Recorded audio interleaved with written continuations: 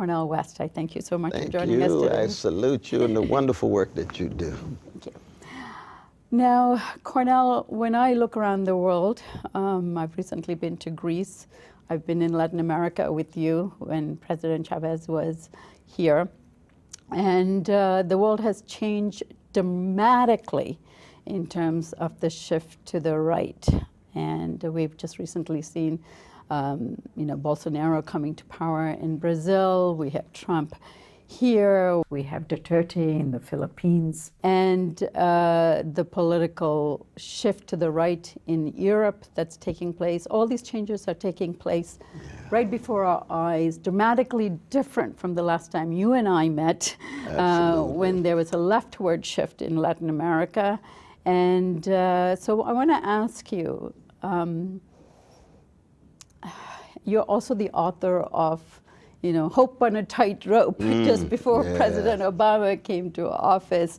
You're the man behind Media Matters. You have an understanding of the world like no one else I know. That's why you're my most favorite public intellectual of the day.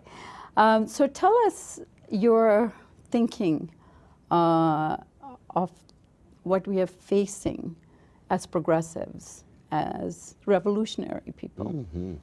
Well, I think at the present moment, we're seeing the imperial meltdown in the American empire. It takes the form of the relative eclipse of any integrity, honesty, decency, generosity, compassion among the vast majority of those who rule. You always have a prophetic slice of those who rule. And so you have both the wealth inequality on the one hand, you have the denial of the ecological catastrophe coming, or if not the denial, the sense that somehow you can continually hold it back and defer. And what we need is a more massive awakening of poor and working people and people who care, people who are willing to serve something bigger than their own careers or their own opportunity for their individual project. We're losing the sense of we-ness. We're losing a sense of collective project. And we on the left, we're so fragmented that we're unable to come up with a language that is strong enough to create solidarity across the board. But it's got to be solidarity in the face of empire, which means when you talk about imperial rule, which when you talk about foreign policies that are preoccupied with just profit and political manipulation, rather than allowing the indigenous peoples in any parts of the world to live lives that in such a way that they can flower and flourish, which means you have to have serious discussions about the U.S. imperial role in Latin America, the U.S. imperial role in the Middle East. You have to have honest conversations about Israeli occupation of Palestinians, honestly about the occupation in Kashmir, in Tibet, critiques of authoritarian rulers in Africa. There has to be a strong moral consistency tied to political courage to tell the truth in the name of poor and working people who are catching hell. Poor and working people tend to be an afterthought. There's a growing callousness and indifference of elites vis-a-vis poor and working people. They feel as if they can get away with anything, with impunity, immunity, no accountability. That's what it means to live in a right-wing moment. And that right-wing moment is taking the form of an authoritarian populism, of a chauvinistic, narrow nationalistic populism, but it's headed toward neo-fascism, and that's what's frightening, it seems to me. Now we on the left, we're fighting, but we need much more vision, fight, collective action, solidarity across the board. We got to leak dollars in India, to peasants in Brazil, to workers in Jamaica, to workers in Nevada, New York. If we don't have an international connection against the imperial forces that are coming at us, we're going under. There are small efforts being made. For example, yes. Fernando Haddad from Brazil, who ran against Bolsonaro, is here at this Sanders gathering. We have an opportunity to talk to Ada Colau, who is the mayor of Barcelona. We have some people here from Jeremy Corbyn's organizing teams, and also people from Momentum. We have an opportunity here to have that dialogue dialogue, which is that international solidarity you're talking about, which seems for most people abstract. Yes, that's true. That's You know, true.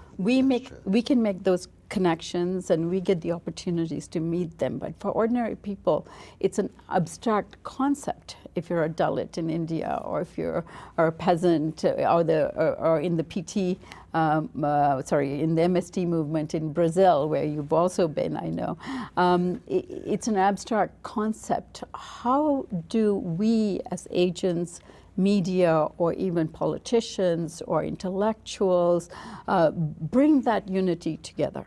I think, one, we have to try to exemplify it in what we say and do. Whatever visibility we have, to put forward that international vision, the analysis of empire capitalism, patriarchy, homophobia, white supremacy, male supremacy. But then beyond that, I think we have to be parts of groups. We have to be parts of collectivities that are trying to make a difference. Because, for example, you know, when we were there in Standing Rock, it wasn't abstract at all. It was very concrete. It was fleshified in a very, very potent and poignant way. When you're in the context of a Ferguson and you're getting support from folks struggling in the on the West Bank in Gaza, that's not abstract at all. That's very, very real. It's just a matter of people being able to see it more clearly and also feel it. So you got to feel it. You got to feel that love, support, affirmation, solidarity.